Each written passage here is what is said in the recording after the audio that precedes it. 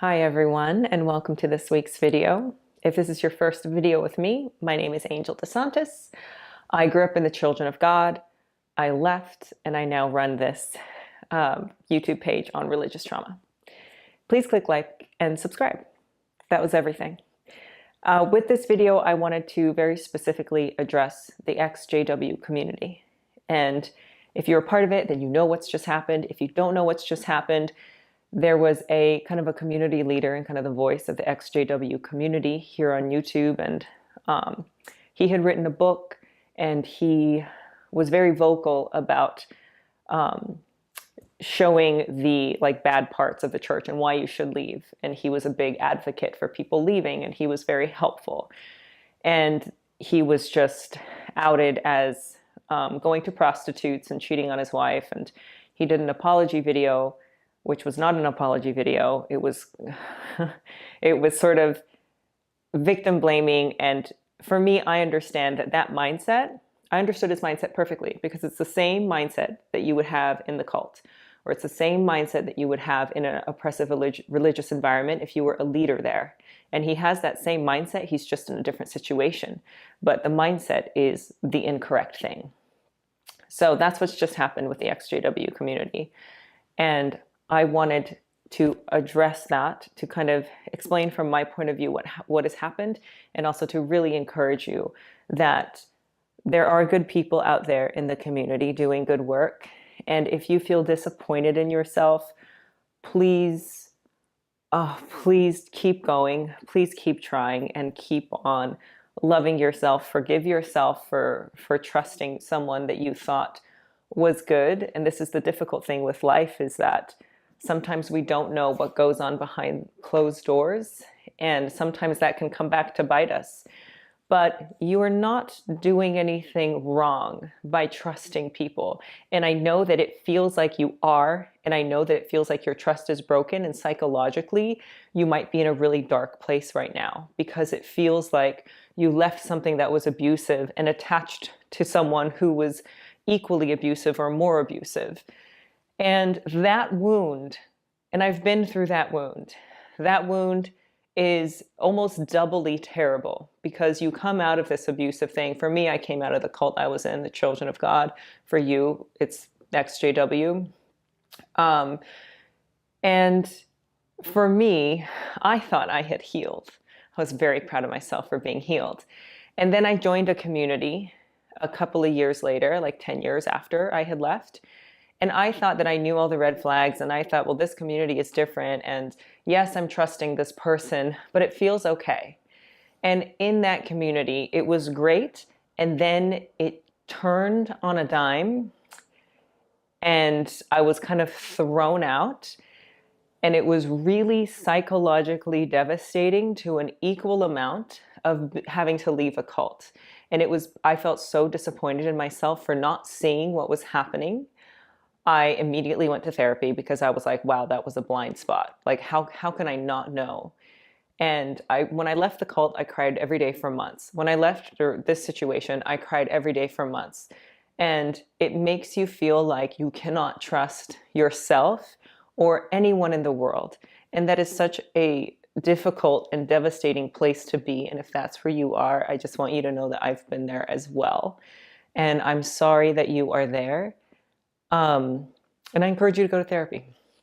But I really want to talk about why stuff like this happens, because when you leave a community, if you don't undo your mindsets, one of the bad things about oppressive religion is that they externalize everything. You have to look outside yourself for God. You have to look outside yourself for permission to do anything from the leaders. You have to look outside yourself for everything, for self-worth, for people to admire. You're never allowed to have yourself be your source. And when that happens, it is easier to leave a cult and just kind of take the mindset and just attach it to another person. And I think that is what might have happened with a lot of people, because you think, oh, this person is giving good information, this person is someone to admire, this person has been through what I've been through, and you just switch the external source. instead of switching from an external source to an internal source.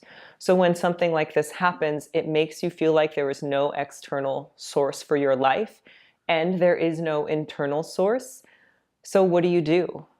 And obviously this person, I watched a video that I'll link up here somewhere, but I watched that video and I heard him talk, and his language speaking to people on the live is the exact same language that leaders in the church would use. It's the same victim blaming. It's the same like oppressive language. It's the same like, what about me? I'm the victim. Yes, you caught me doing something bad, but isn't it your fault for saying that I'm bad? And it's sort of this gaslighting turnaround, which if you were in the religious community, you know very well.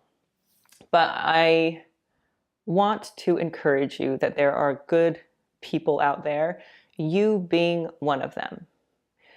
And if there is any way for you, use this time as an opportunity to start taking that lens around and start letting yourself be your source.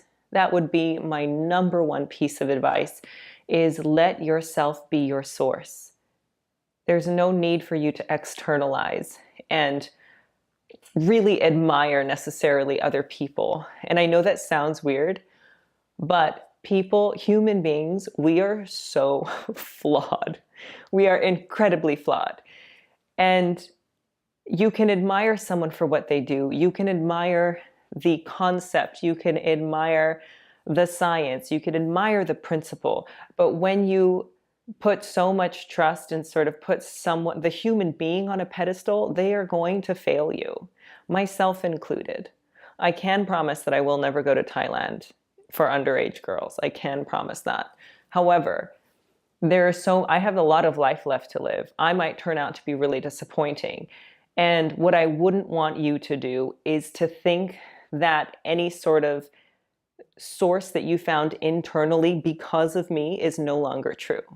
I want you to know that you are the source. There is information, there are people who spread good information out there, and you want to attach to the knowledge giving you confidence.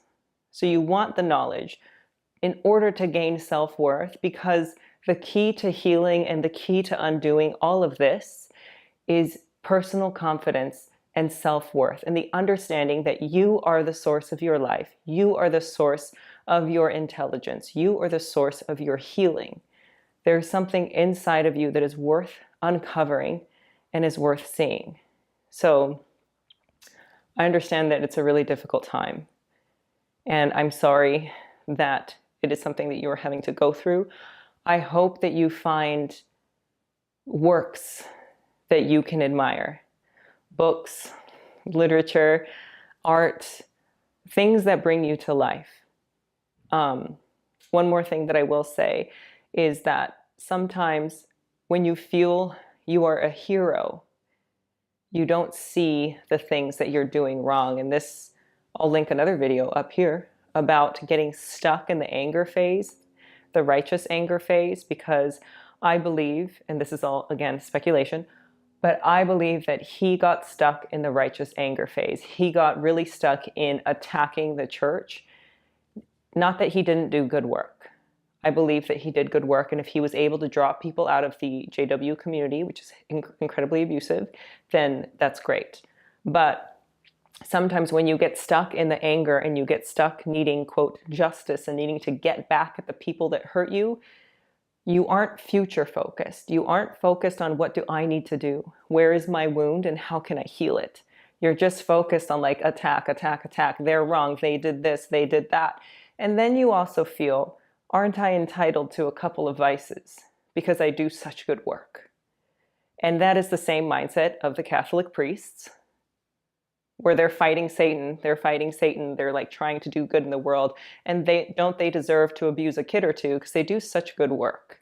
And that mindset is incorrect. And that's why I encourage you to continue to move forward, because the mindset will make you stuck.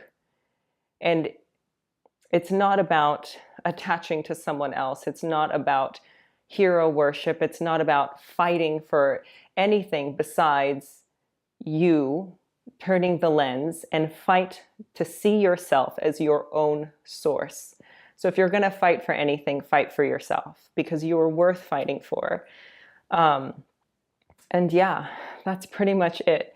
You're worth fighting for. I encourage you to see yourself as your own source. Please don't give up on humanity.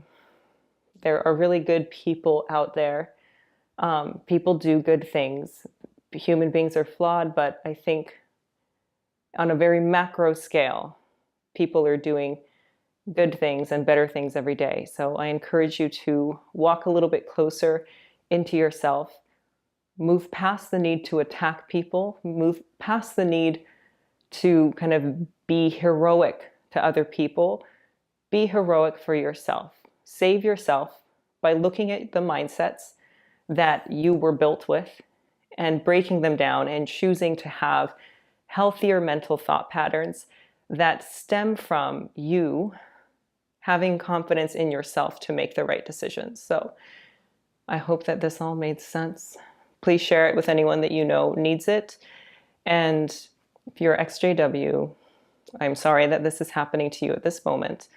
And let yourself cry every day for months if you need to. But remember that there is something in you that is incredibly intelligent. So turn that lens around. Search for your own wisdom. Keep going, and please keep your faith in humanity. So that was my video this week. Thank you guys really a lot for being here. I appreciate you, and I'll see you next week.